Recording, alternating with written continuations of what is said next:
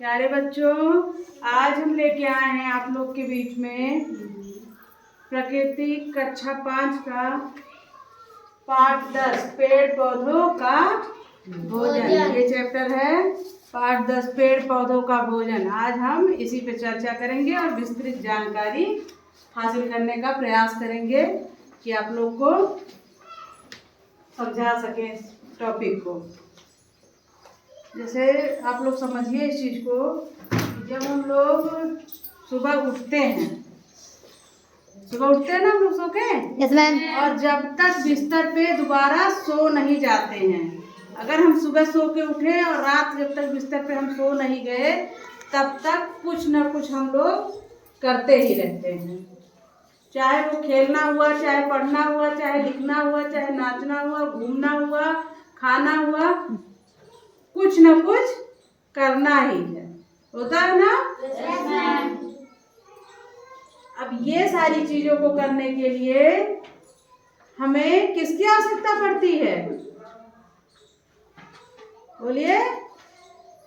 किसी भी चीज को करने के लिए हमारे शरीर में ऊर्जा तो होनी चाहिए, एनर्जी तो होनी चाहिए। अगर हमारे अंदर दम नहीं है तब हम क्या कर पाएंगे? कुछ नहीं कर पाएंगे। तो हमें ऊर्जा की आवश्यकता होती है सांस लेने के लिए, हर चीज के लिए हमें ऊर्जा की आवश्यकता होती है। और ऊर्जा कहाँ से मिलती है? ऊर्जा हमें कुछ खाते पीते हैं उससे मिलती है। जब हम खाते हैं तभी तो हमारे शरीर में दम लगता है। अभी 2 दिन ना खाओ, देखो पड़े रहोगे। एक दिन भोजन ना मिले तो लगता है कि शरीर काम नहीं कर रही है। और खासकर नमक ना मिले तो देखो, हम लोग बहुत सारा व्रत रहते हैं, कोई व्रत तो निराजल रहता है बिना पानी के, चलो ठीक है कोई बात नहीं। लेकिन आमतौर पे जो व्रत रहते हैं जिसमें नमक ना मिले तो लगता है कि कुछ नहीं मिला। सब कुछ मिलता रहे, नमक ना मिले खाली तो भी लगता है कि कुछ नहीं मिला है शरीर को, क्योंकि हमें उसकी आदत है खाने की। और बहुत सारे योगी संत महात्मा ऐसे हैं जो बिना कुछ खाए ही रह लेते हैं कई वर्षों तक। चलिए, हम टॉपिक से इधर नहीं जाते हैं, हम अपने टॉपिक पे ही रहते हैं। जिस तरह हमें ऊर्जा के लिए कुछ भोजन की आवश्यकता होती है, कुछ खाने की आवश्यकता होती है, उसी तरह पेड़ पौधों को भी भोजन की आवश्यकता होती है। किसकी आवश्यकता होती है?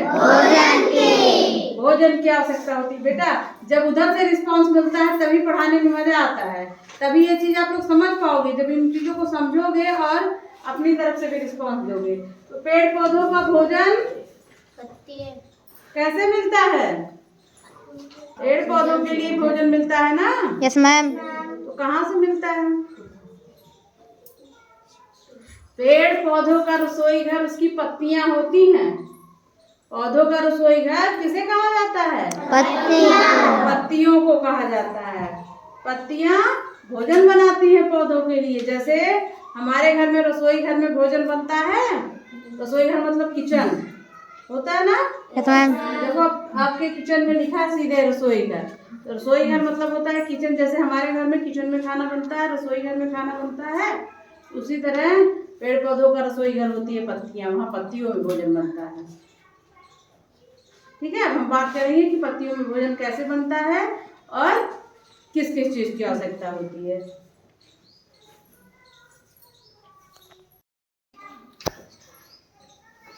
जैसे ही ऊर्जा की आवश्यकता होती है तो हम ये बताते चल रहे हैं कि हरे पौधे ही भोजन बना सकते हैं।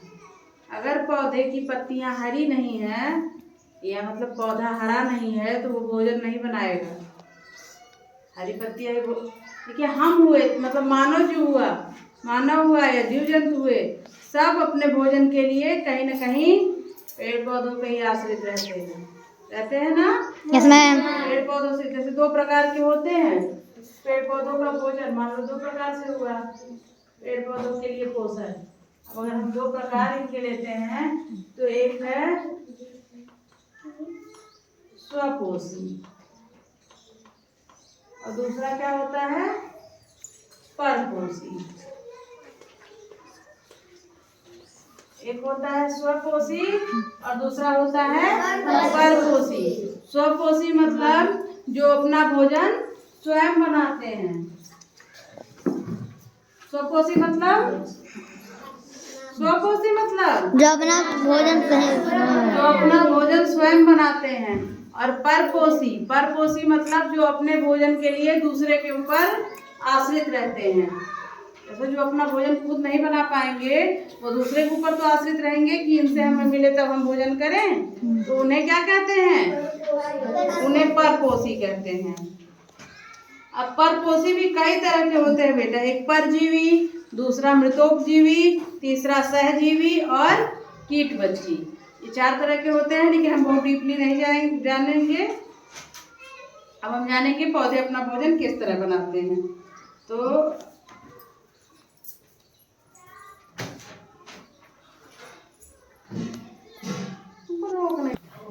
जिस प्रकार हमें अपने भोजन के लिए दाल, चावल, मसाले और क्या हो गेहूं से आटा बनता है ना, इन सारी चीज़ों की आवश्यकता होती है, उसी तरह पौधों को भी भोजन बनाने के लिए बहुत सारी चीज़ों की आवश्यकता होती है, जिसमें हवा हो गया, पानी हो गया, खनिज लवण हो गया, सूर्य का प्रकाश हो गया। इन सबको मिलाकर पौधे भोजन बनाते हैं। और एक पॉइंट, पौधे की पत्तियां हरी क्यों होती हैं? किसके कारण पौधे की पत्तियां हरी होती हैं? हमने बताया है आप लोगों को, नहीं याद है? दोबारा बताते हैं। क्लोरोफिल के कारण पौधों की पत्तियां हरी होती हैं। क्लोरोफिल जो है वो वर्णक है। याद रहेगा कि फिर भूल जाओगे? क्लोरोफिल के कारण पौधों की पत्तियां क्या होती हैं? हरी होती हैं। पौधों की हरी पत्तियों का राज है क्लोरोफिल। ठीक है। अच्छा, हमने एक पौधा लगा दिया कोई, अब उस पौधे को जीवित रहने के लिए, जीवित तभी रहेगा जब कुछ उसको ऊर्जा मिलेगी, एनर्जी मिलेगी। किन किन चीज़ों की आवश्यकता हो? आप लोगों ने बहुत पेड़ लगाए हैं, पौधे लगाए हैं विद्यालय में ना। आप सोचिए एक पौधे के लिए किस किस चीज़ की आवश्यकता होती है, क्या क्या करते हो आप उस पौधे के लिए? पानी की आवश्यकता होती है, और खाद, हाँ चलिए, खाद की आवश्यकता होती है, और हाँ, धूप की भी आवश्यकता होती है, हवा की भी आवश्यकता होती है। नहीं होती है? ठंडक में देखो धूप नहीं मिलता है, और वो कोहरा वोहरा के कारण पौधों पे पाला लग जाता है, पत्तियां कई की जल जाती हैं, सूखने लगती है, देखते हो ना? क्योंकि धूप नहीं मिल पाता, भोजन प्रॉपरली उनका बन नहीं पाता। जब तक प्रकाश संश्लेषण की क्रिया नहीं होगी, पौधों का जो पत्ती होती है, जो कार्बन डाइऑक्साइड वाला भाग होता है, वो सूर्य के संपर्क में आकर क्या करते हैं? फोटोसिंथेसिस की क्रिया करते हैं, प्रकाश संश्लेषण की क्रिया करते हैं, तब जाके उनका भोजन बनता है। और जब तक भोजन नहीं मिलेगा तब तक पत्तियां क्या करेंगी? भोजन बनाएंगी कहाँ जब सूर्य का प्रकाश नहीं मिलेगा? बना पाएंगी? आपको आग ना मिले बनाने के लिए, चूल्हा ना रहे आग जलाने के लिए, और गैस ना रहे, तो आप भोजन कैसे बनाएंगे? है बहुत सारी चीज़ों की आवश्यकता हमें भोजन बनाने के लिए ना। तो ऐसे पौधों को भी भोजन बनाने के लिए बहुत सारी चीज़ों की आवश्यकता है। अब इस प्रक्रिया को समझते हैं। पौधों में भोजन निर्माण की प्रक्रिया मैंने बताया, पौधों के हरे भाग को, विशेषकर उसकी पत्तियां, क्लोरोफिल होता है। पौधे के हरे भाग का कारण क्लोरोफिल होता है। क्लोरोफिल सूर्य की ऊर्जा को इकट्ठा करने में पत्तियों की मदद करता है। जो क्लोरोफिल वर्णक है वो सूर्य की ऊर्जा को इकट्ठा करने में पत्तियों की सहायता करता है। इस प्रक्रिया में पौधे वायुमंडल से कार्बन डाइऑक्साइड गैस तथा जड़ द्वारा भूमि में से जल अवशोषित कर भोजन का निर्माण करते हैं। कार्बन डाइऑक्साइड,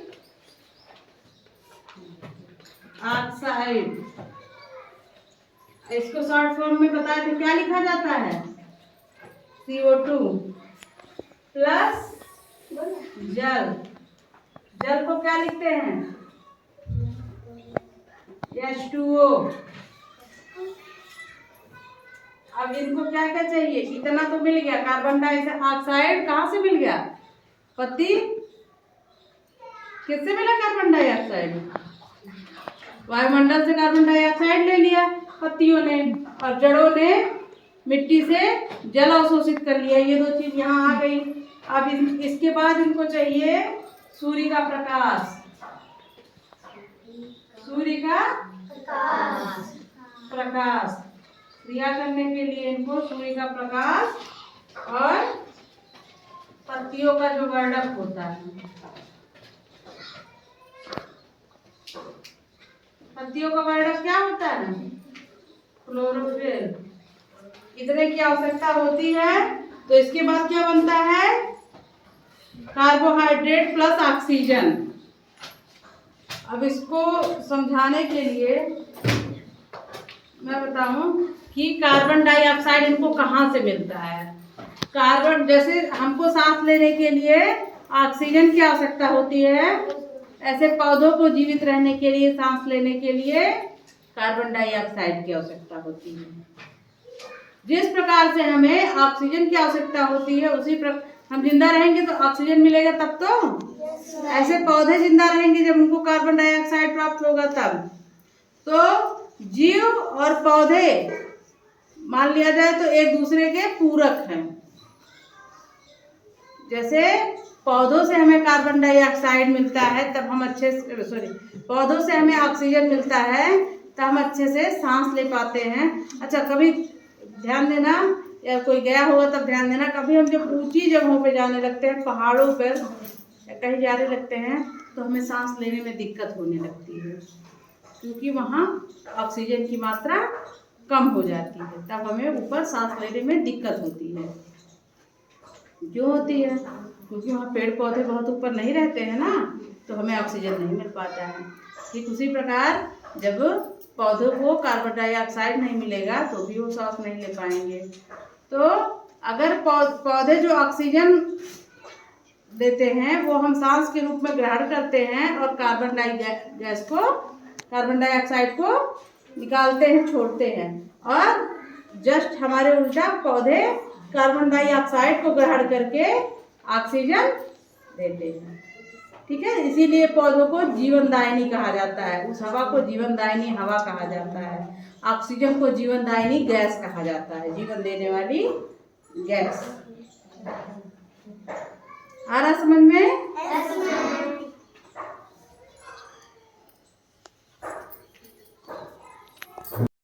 अन्य विधियां भी हैं।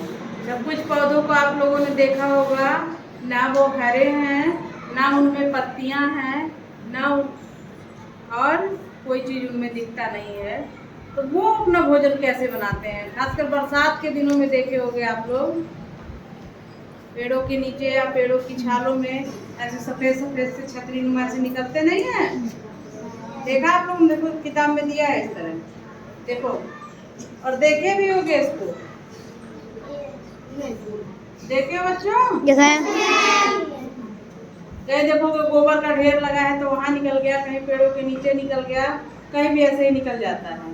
हाँ, वृक्षों की छाल के ऊपर निकल जाता है, तनों और शाखाओं पे लिपटी रस्सीनुमा संरचना हो जाती है। तो दिया है, सोचिए, इसमें ना तो पत्तियां रहती हैं और ना ही क्लोरोफिल। ये जीवित कैसे रहते हैं? इसमें पत्तियां रहती हैं? नहीं रहती हैं, और ना इन्हें क्लोरोफिल रहता है। पत्तियां नहीं है तो क्लोरोफिल नहीं है, तो ये भोजन कैसे बनाते हैं बताइए? ये भोजन कैसे बनाते हैं? ये भोजन नहीं बनाते हैं। ये उन्हीं सड़ी गली चीजों से, जैसे कूड़े के ढेर पे हैं तो उन्हीं सड़ी गली चीजों से, जले पदार्थों से भोजन ग्रहण कर लेते हैं। उन्हें मृतोपजीवी कहते हैं। इसको क्या कहा जाता है यहाँ पर? कुकुरमुत्ता कहा जाता है। Yes ma'am. हाँ, तो ज्यादातर जगहों पे यही कहा जाता है। इसमें लिखा भी है कि ये पौधा कुकुरमुत्ता कहा जाता है। हम सोचे यहाँ दूसरा कुछ कहा जाता होगा। ये मृतोपजीवी पौधे होते हैं, मतलब ये जो सड़े गले मृत पदार्थ हैं, मृत भोजन हैं, उनसे अपना भोजन ग्रहण करते हैं। अब इसके बाद हम लोग आ जाते हैं ऐसे पौधे जिन्हें जीव जंतु भोजन के लिए दूसरे जीवित पौधे एवं अन्य जंतुओं पर निर्भर रहते हैं, उन्हें परजीवी पैरासाइट कहते हैं। अच्छा, कुछ पौधे ऐसे होते हैं जो अपने भोजन के लिए दूसरे पौधे पर निर्भर रहते हैं, उन्हें क्या कहा जाता है? परजीवी, मतलब पैरासाइट। जैसे एक अमर बेल का ऐसे रस्सीनुमा पौधा होता है जो दूसरे पौधे पे चढ़ जाता है, देखते होगे। बेल चढ़े रहते हैं अन्य पौधों पर। अभी कहीं किसी पौधे पे चढ़ रहा था जिसको हम लोग खींचे थे, तो वो पौधा जो होता है, जिन पौधों में से पोषण प्राप्त करते हैं उन्हें परपोषी कहते हैं। मतलब जिस पौधे के ऊपर जो चढ़ जाता है अमर बेल, उस पौधे को परपोषी कहते हैं। क्या कहते हैं? परपोषी कहते हैं। अच्छा, आप लोग को जान के हैरानी होगी, कुछ पौधे जो हैं वो कीड़े मकोड़ों को खाते हैं। कभी सुना है आप लोगों ने?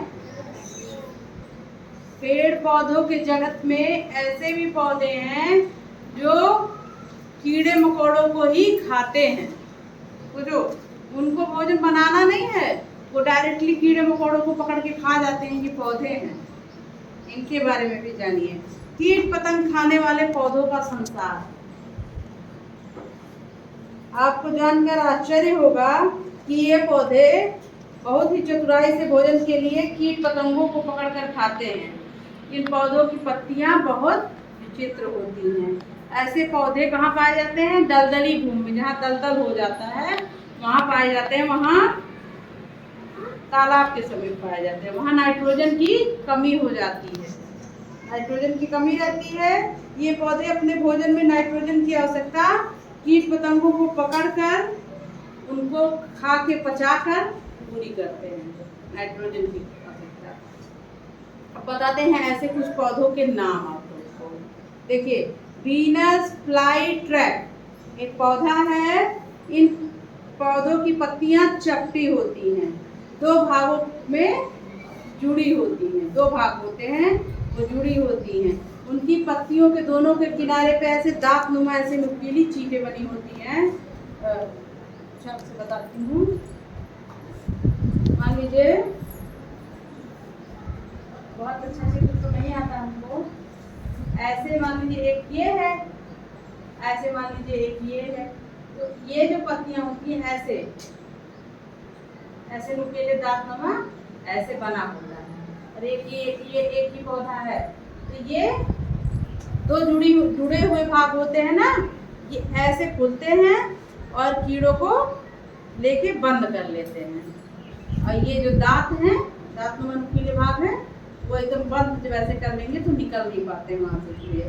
कीड़े होती है, उड़ते हुए कीड़े जैसे ही पत्तियों पर बैठते हैं, जैसे कोई कीड़ा उड़ के आया पत्ती पे बैठा, पत्तियों के दोनों हिस्से पत्ती पे बैठ गया है, वो खुले हैं, दोनों हिस्से तुरंत ही क्या हो जाते हैं? बंद हो जाते हैं। कीड़े इसमें कैद हो जाते हैं। पत्तियों से निकलने वाले पाचक रस, जो पत्तियों में एक तरह का एंजाइम होता है, पाचक रस होता है, निकलने वाले पाचक रस उस कीड़े को उसी में गला देते हैं। क्या करते हैं? गला देते हैं तथा पौधों द्वारा उसे पचा लिया जाता है। सोचो, पौधे भी खाते हैं।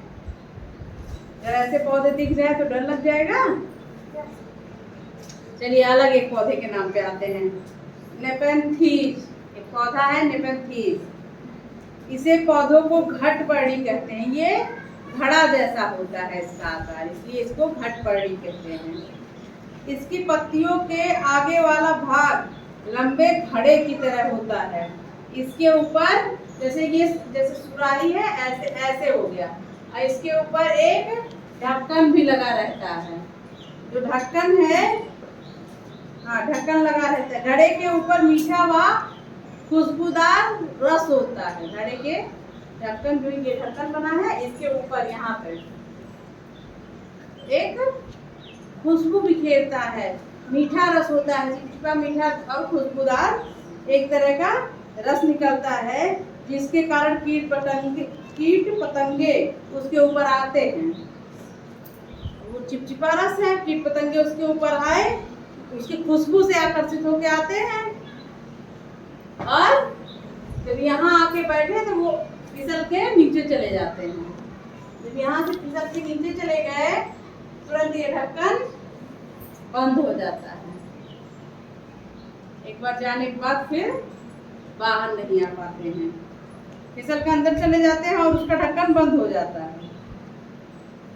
फिर वही प्रोसेस, पत्तियों से निकलने वाले एंजाइम जो होते हैं, रस जो होते हैं, वो उसको गला डालते हैं और पौधे उसको पचा लेते हैं।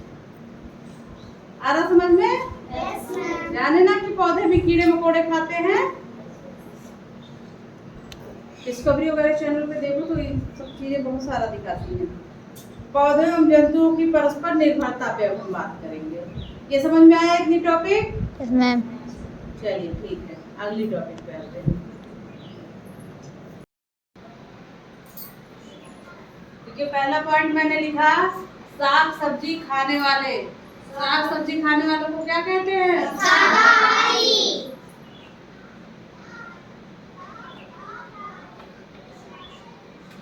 शाकाहारी। उसके बाद दूसरा टॉपिक लिखा गया, मांस मछली खाने वाले क्या कहे जाते हैं? मांसाहारी। मांसाहारी।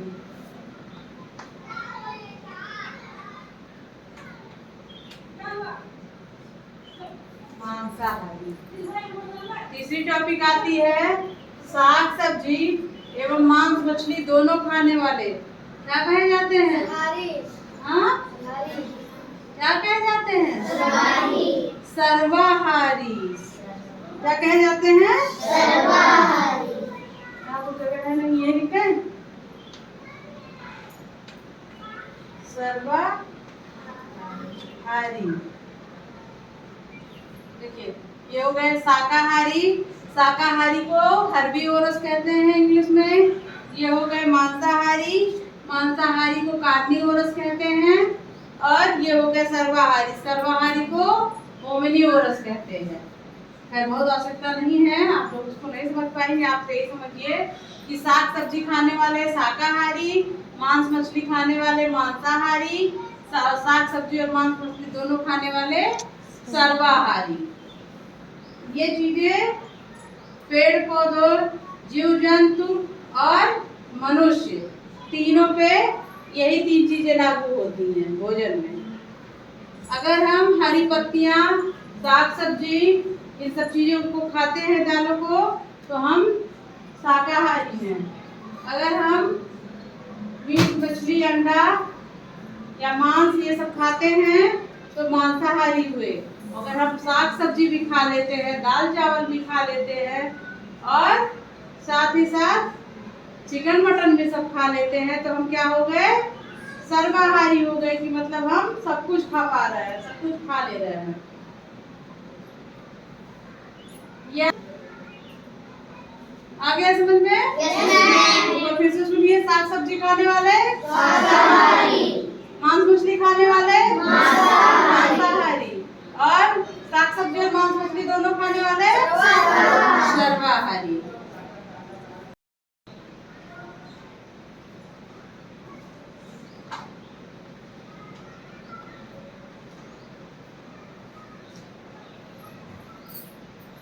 ये रही खाद्य श्रृंखला। खाद्य श्रृंखला को बता दिया जाए, पेड़ पौधों से लेकर मांसाहारी जीव जंतुओं की जो एक कड़ी बन जाती है खाने वाली, तो एक कड़ी के रूप में हम बना लेते हैं। पेड़ पौधों से लेकर मांसाहारी जीव जंतुओं तक की उस कड़ी को ही क्या कहते हैं? खाद्य श्रृंखला, मतलब फूड चेन। अब देख लेते हैं फूड चेन में, मान लीजिए हम एक कड़ी बनाना चाहते हैं। पहले क्या है? घास है। घास है तो घास को कौन खाता है?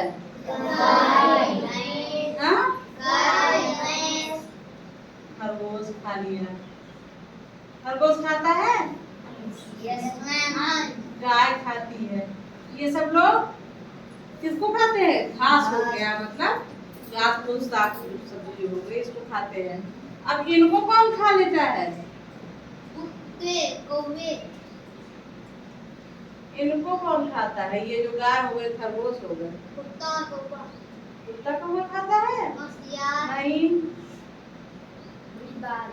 अरे इनको शेर खा लिया, बाघ खा लिया बेटा।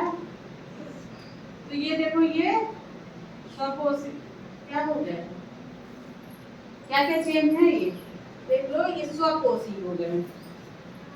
ये घास जो हो गया ये स्वपोषी हो गया। इसके बाद से ये दोनों क्या हो गए, परपोषी हो गए। परपोषी शाकाहारी, ये हो गए मांसाहारी। देखो ये एक तरह का चेन है। घास हुआ, घास को गाय या खरगोश इस तरह के जानवरों ने खाया, इनको शेर ने खा लिया, ठीक। तो ये चेन स्वपोषी, मतलब घास जो है ये मतलब कोई उगाता नहीं है, अपने उग जाती हैं, कोई इनको खिलाता नहीं है, ये अपनी ऊर्जा कहीं न कहीं से ले लेती है अपने खाने के लिए। और ये परपोषी क्यों हुए, क्योंकि ये दूसरे के ऊपर निर्भर है। ये गाय और खरगोश जो है ये घास पर निर्भर है, जब घास फूस खाएंगे, घास फूस गाय खरगोश बकरी, और ये शेर इनके ऊपर निर्भर है, गाय खरगोश पे की मतलब ये मांस खाएंगे इनका, तो इसलिए ये परपोषी हो गए और ये स्वपोषी हो गए। अब देखो ये घास है और ये गाय खरगोश बकरी इस तरह के जानवर घास खाते हैं, तो इसलिए ये हो गए शाकाहारी। और ये शेर है तो शेर इनके मांस खाते हैं, तो ये हो गए मांसाहारी। आ रहा समझ में, एक श्रृंखला है बेटा, इसको कौन खाता है और कैसे खाता है। ये एक कड़ी जिसमें जुड़े हैं लोग अपने भोजन के लिए एक दूसरे से, उसे खाद्य श्रृंखला कहते हैं। उम्मीद है कि सबको समझ में आ गया होगा। Yes ma'am. अब इससे कुछ क्वेश्चन मैं पुटअप करूंगी, कुछ पूछूंगी आप लोग से, और आप लोगों को बताना है ताकि मैं समझ पाऊँ कि इस चैप्टर को कितना आप लोग कैच कर पाए, मतलब कितना सीख पाए हैं। ठीक है, तैयार है क्वेश्चन के लिए? Yes ma'am.